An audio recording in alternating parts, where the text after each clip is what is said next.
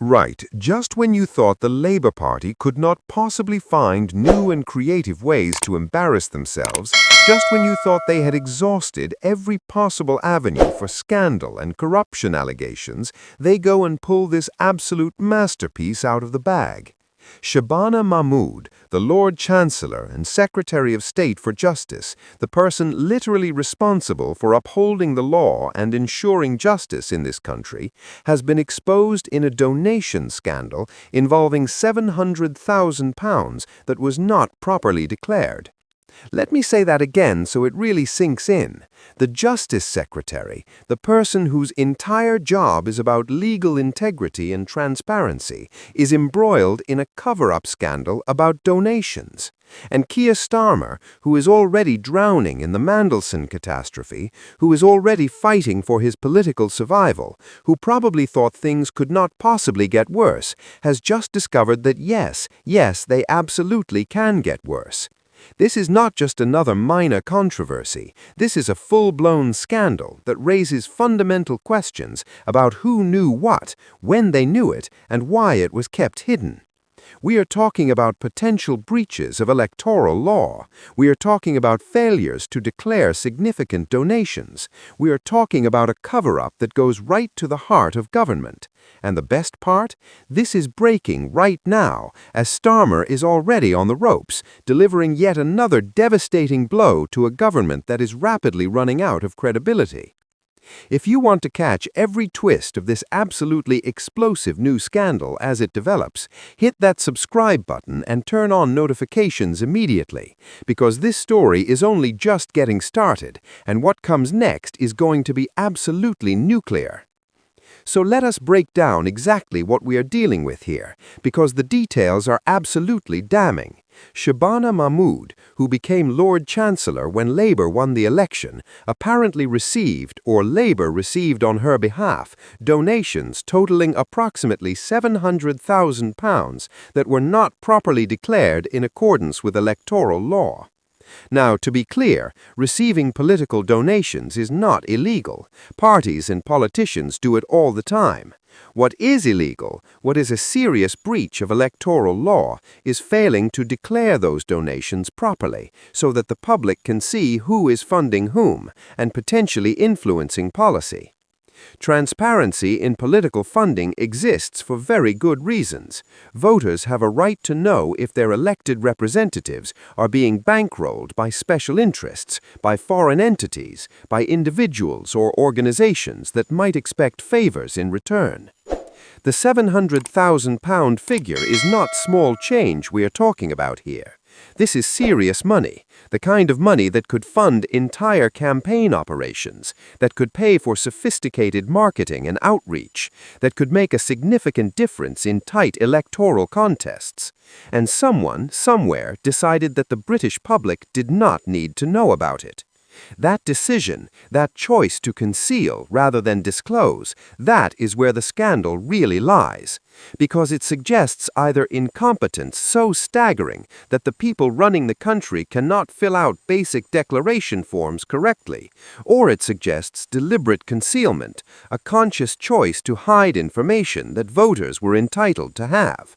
Either option is catastrophic for a government already struggling with credibility issues. Now, Shabana Mahmood's position as Lord Chancellor makes this scandal particularly toxic.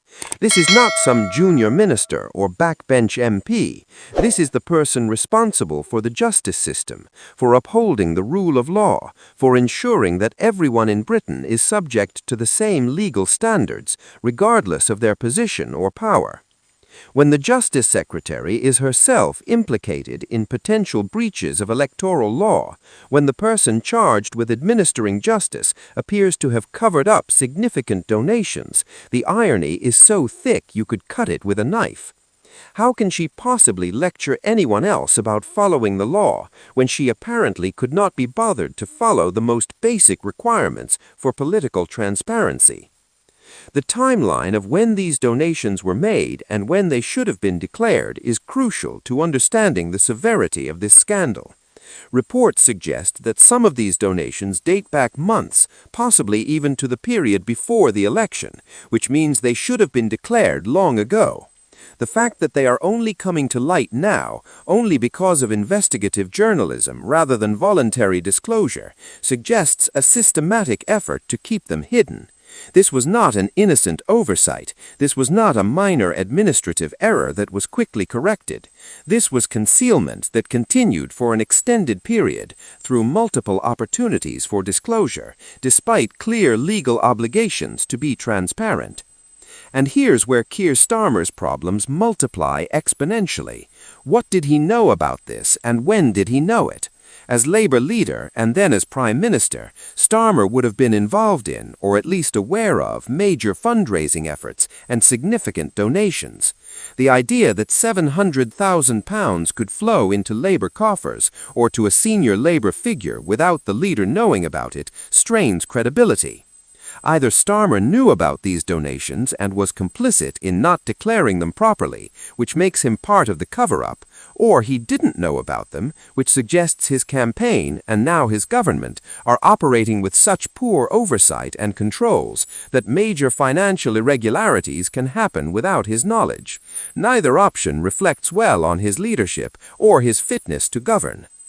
The Electoral Commission, the body responsible for overseeing compliance with political funding laws, is reportedly looking into this matter, which is the polite way of saying that Shabana Mahmood and potentially others could be facing serious legal consequences.